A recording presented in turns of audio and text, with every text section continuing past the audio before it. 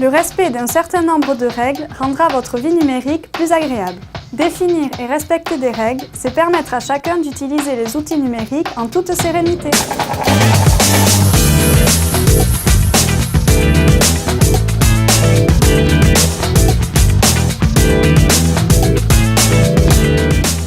Les règles du jeu numérique se définissent souvent par le biais d'une charte à signer.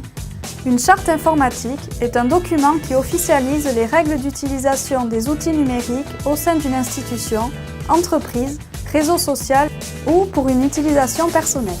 Les obligations concernent l'utilisateur comme l'institution. Une charte rappelle les mesures de sécurité à observer et les mesures de contrôle et sanctions pouvant être mises en place par l'institution. Pour une université, ce sont les règles d'utilisation de la messagerie électronique et d'Internet, ainsi que les conditions d'utilisation de fichiers numériques. Une charte informatique rappelle l'obligation pour tout utilisateur de respecter la propriété intellectuelle et tout élément contenu dans la loi Informatique et Liberté. Le contenu mentionne des éléments liés par exemple au respect de la vie privée. Attention! Le clic de souris vaut alors acceptation de l'intégralité de la charte, même si vous ne l'avez pas réellement lu. Des règles de civilité existent dans l'utilisation des outils numériques. C'est ce que l'on appelle la netiquette.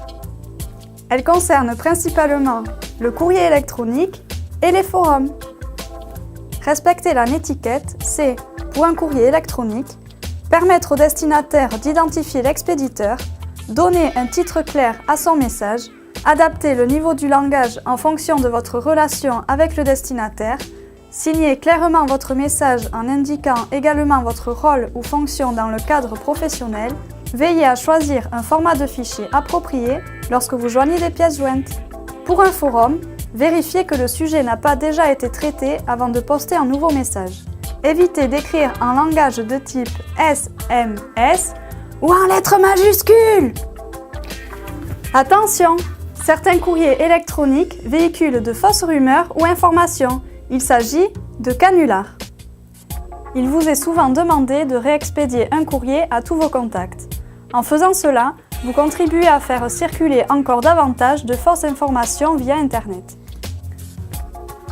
Prenez également quelques instants pour vérifier sur un site web spécialisé qu'il ne s'agit pas d'un canular. Les outils numériques sont plus ou moins facilement utilisables par des personnes en situation de handicap. Prendre en considération l'accessibilité lors de la création de ressources numériques, c'est permettre un accès universel aux informations qu'elles contiennent. Pensez aux textes alternatifs accompagnant les images par exemple. Évitez le rouge ou le vert pour les daltoniens. Il existe au niveau international un guide qui définit les règles pour l'accessibilité des contenus web.